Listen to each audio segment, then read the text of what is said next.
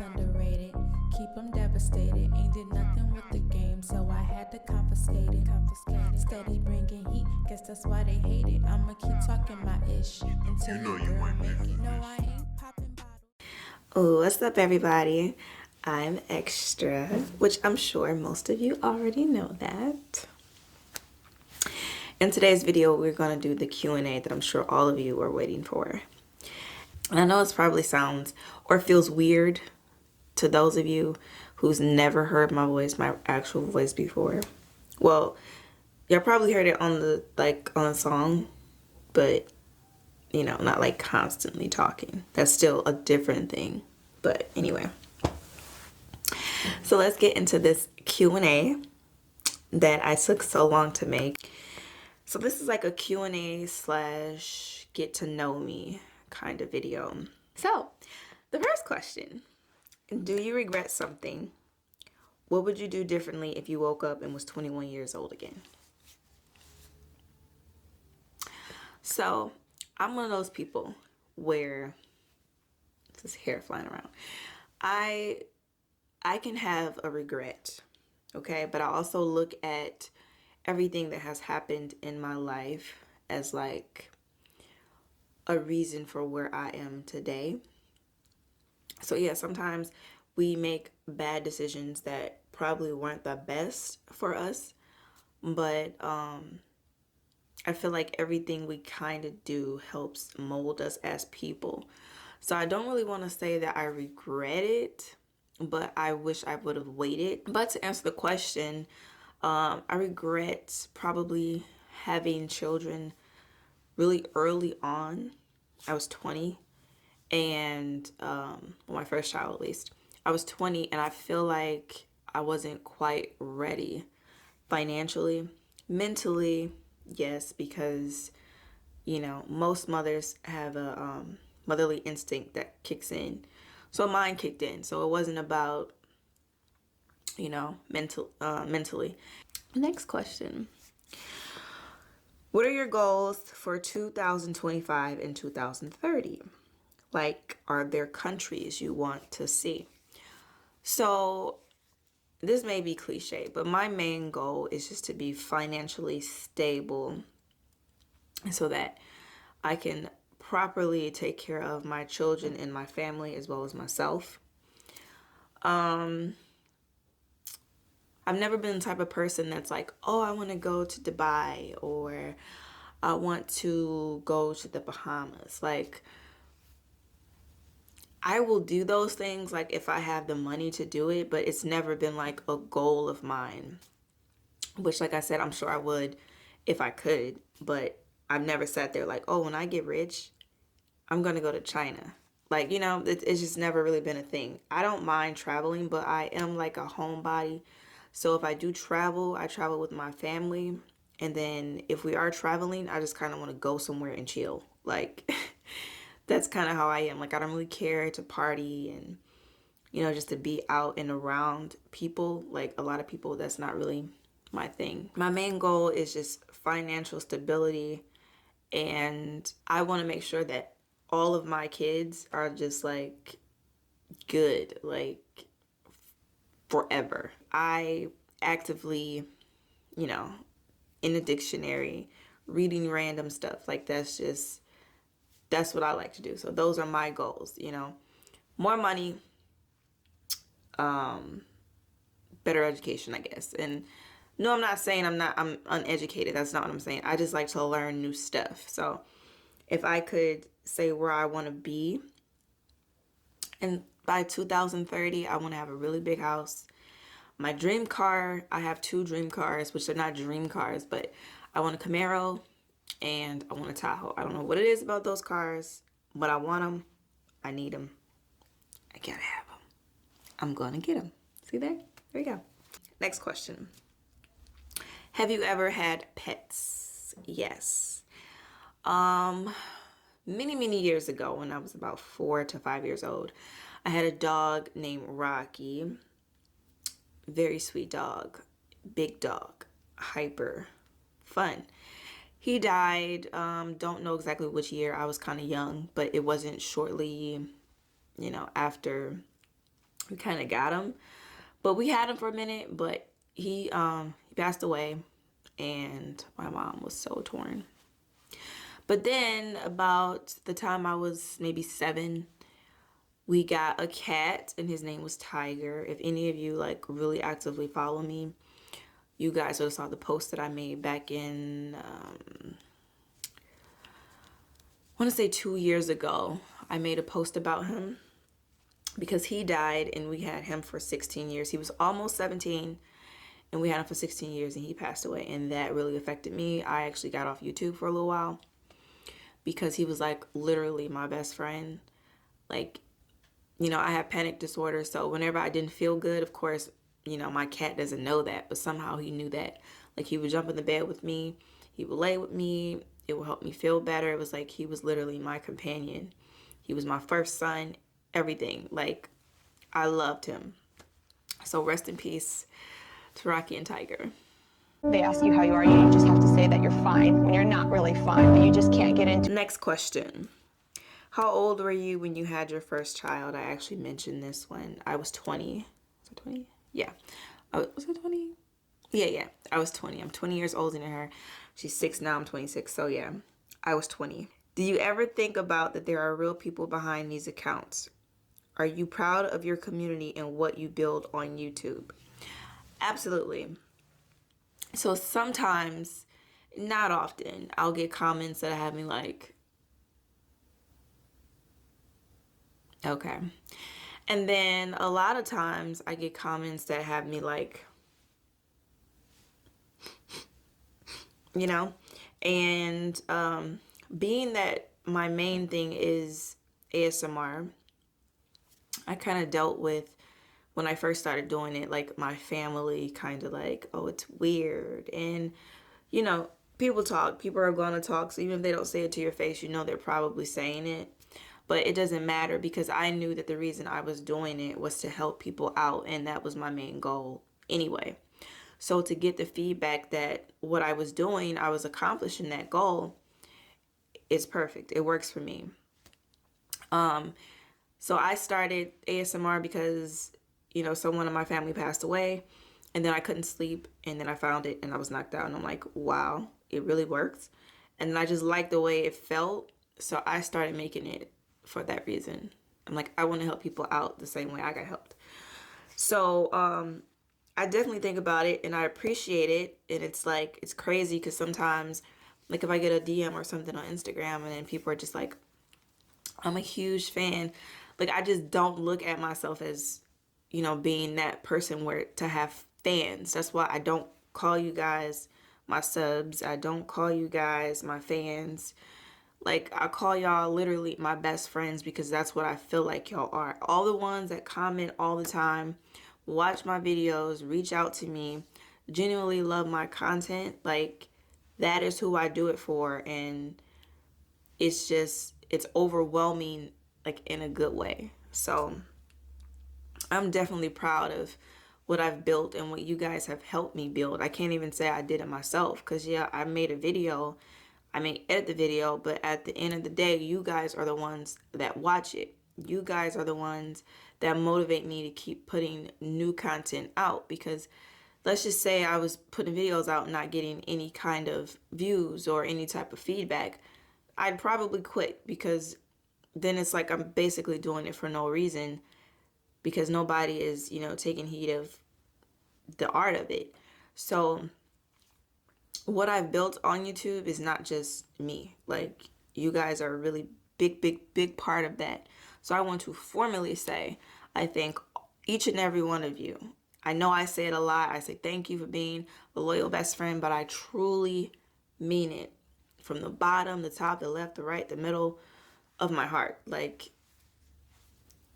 I can't even express it enough. How to forgive people who did you wrong. I'm not a very forgiving person, and that's just being honest. I've kind of always been like that. And I would say the reason why is because usually the person that I am, if I'm giving somebody my all, and this is not just like in a relationship, this could be family too. if I'm 100% loyal to a family member or a friend or whoever, and you do something that's very disappointing, that makes me question your character, then whatever it is that you've done, it's going to take me a very long time to forgive that, strictly because my hopes for you were really high. So I'm really, really, really disappointed. And I don't let many people into my life. So because I don't let many people into my life, the ones that I do, there's a reason for it. It's like I saw something in you that was worthy. And I'm not saying I'm like, oh, just all hail the queen. That's not what I'm saying. It's just me personally, I only let certain people into my life that I feel are worth my time, and my energy. So if you do something and I'm questioning you, because I'm not an unreasonable person, if I'm questioning something that you're doing, 10 times out of 10, what you did was wrong. And that's just my facts. Like, I feel like what you did were wrong. So it's always been a struggle for me to forgive. And I work on it. Only so many people get that part of me. But what I would do, realistically, when it comes to forgiving people, I would evaluate the situation. I would evaluate what was done. And not only what was done, but what did it change? That moment is going to tell me other things. So I'm probably rambling. You guys are probably like, what is she talking about? So have you ever heard of it's the principle? That's what it is. With me, whenever a situation comes about, it's never just a situation at hand. It's usually what comes after it. Like, what that person did to me, what did that speak out to me? Basically, if I have to judge your character, if I'm judging your character based on you not being a friend or a family member, if you did something wrong, I'm not going to forgive you, because if it changes how I feel about myself, then probably not. Like, for instance, when people get cheated on, chances are you're going to feel like I wasn't good enough. You're going to lose your self-esteem. You're going to become insecure. You're going to feel like you're not worth anything, especially if you really, really cared about that person who did it to you. So with that, it changes a lot of things. It's not just a lie. It's not just cheating at that point. Now you're altering how I feel about myself. And that's a problem. I don't like for people to have control over how I view myself. And because I'm human, I have feelings. So I know people could just say, well, just don't care. Don't care about the person, or, don't let it affect you like that. That's unrealistic. So when it comes to forgiving, like I said, what you can do is just evaluate what happened. And if it's something that only happened once and it's minor, then chances are you could probably just forget about it. But if it's something that makes you question, really, really question that person's motives, question their character, question you as a person especially, then is it really worth forgiving? So it's all about what the person did. Top 3 celebrity crushes.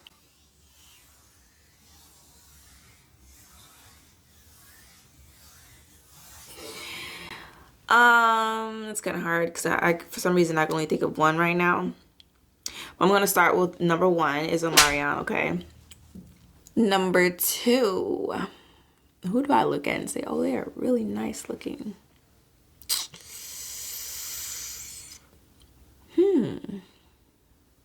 I'm going to go with Lance Gross. And 3, I'm going to say Shamar Moore. What's your favorite movie and TV show? My favorite movie is Halloween. All day, every day. I love that movie. We'll watch it every day. And not be fazed by it at all. It doesn't have to be Halloween. Doesn't matter. Day, night, Christmas, Thanksgiving, birthday. I don't care. I'll watch Halloween literally all day. Right now, my mom and I are watching a show called Zatima. So I'm gonna say that one because I don't watch too much TV, and if I do watch TV, it's stuff I've already watched before, and it's like old movies or old TV shows like Grey's Anatomy and stuff like that. But right now, a current show that I like is Zatima. Like we be watching that. Like I like that, and I just got on it like yesterday because, like I said, I don't watch TV. So if you could be an animal, which one would you be?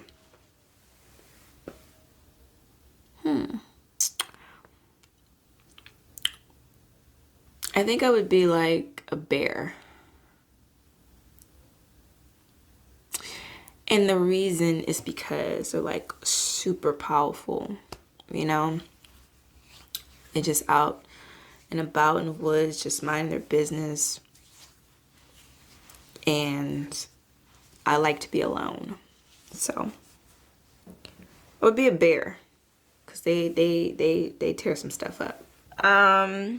Did you have a role model as a kid or do you have one now? My role model as a female would be my mom because let's just keep it real. Our mothers are like our first initial heroes.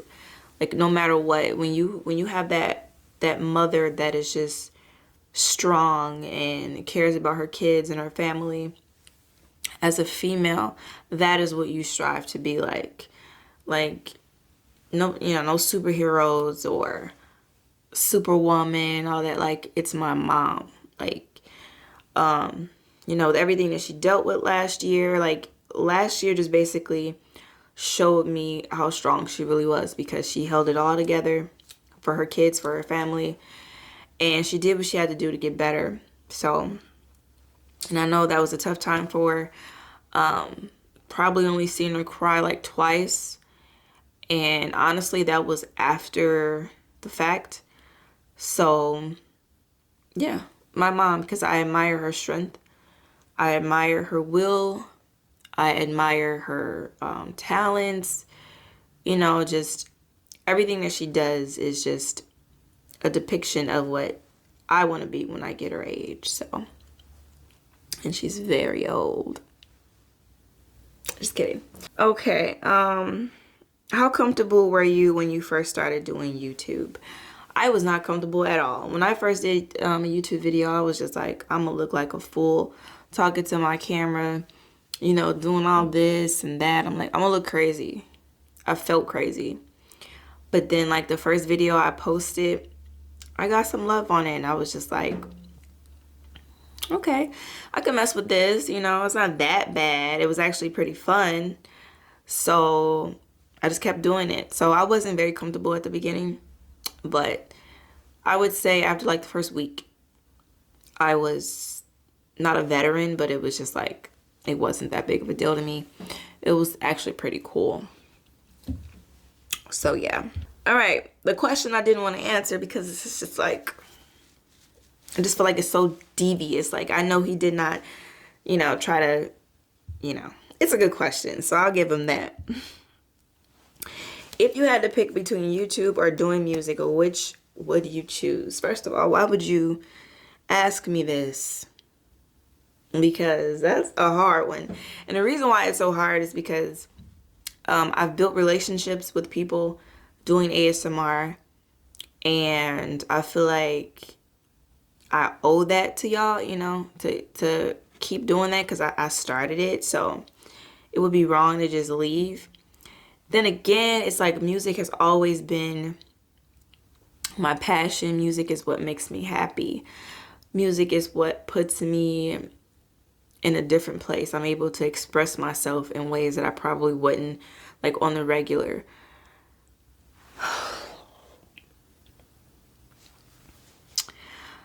If I had to choose between one, I would pick music. And it's because music literally is, I feel like music is me. Like, music has been a part of me since I've been like 7 years old. So, music. But I've also made a promise to myself that regardless of where my music went or where it's going to go in the future, I'm going to always do ASMR because that's comforting for me as well. Me doing the ASMR, like, it soothes you guys, but it also comforts me while I'm doing it. So yeah, music is just everything to me. And I don't want to make it sound like you guys aren't, because that's not the case at all. Clearly, you know, I'm not picky, and I'm glad I don't have to make that decision because I control me, and I would never stop doing ASMR. So yeah, there you go. How's your mental health lately? First, I would like to say thank you for asking. Thank you for asking, because, you know, I don't think people ask. I don't think that question is asked enough, and I think that's why people struggle so much with mental health, because they don't feel like people care enough. But I've been pretty good. Like I said, with everything that happened last year, it just seemed like everything was just going downhill. So to be where I am now, I'm grateful of what I do have, because I'm aware it could be a lot worse. So I don't harp on the little small things. My mental health has been, I would say, out of a 10, like a 6 or 7. Like, I'm pretty good, and it's been a while since I was able to say that. So yeah. How did you first discover your passion for making music? So when I was like, I want to say 4 or 5 years old, my dad and my uncle has been doing music, you know, since they were younger. And my dad started it, and he just kind of like, it just kind of spiraled to my uncle. But he had a song that he had made, and I heard it. Like, he played it one time, and I was like, that's my dad. Like, my dad is on that song. Like, it was amazing to me. Like, I didn't even know, you know, like when you're younger, you hear celebrities on the radio. Like, we listen to a lot of Eminem, D12, Esham, people like that.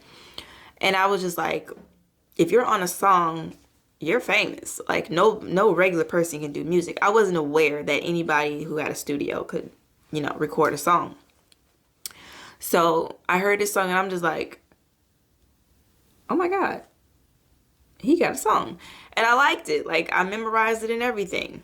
So I never really thought to do it at that point. But by the time I was 7, my uncle had a song called Glitz and Glamour, and he had me sing the chorus on that song. He made me drink tea and everything. Like, that was the first time I think I drank tea. He was like, here, drink this tea so your voice could be, you know, perfect. So I drank it. I'm like, I still remember, I'm like, this is nasty. Like, I don't want this. He like, you got to drink it, boo. You need it. You know, it's going to help you push those vocals out.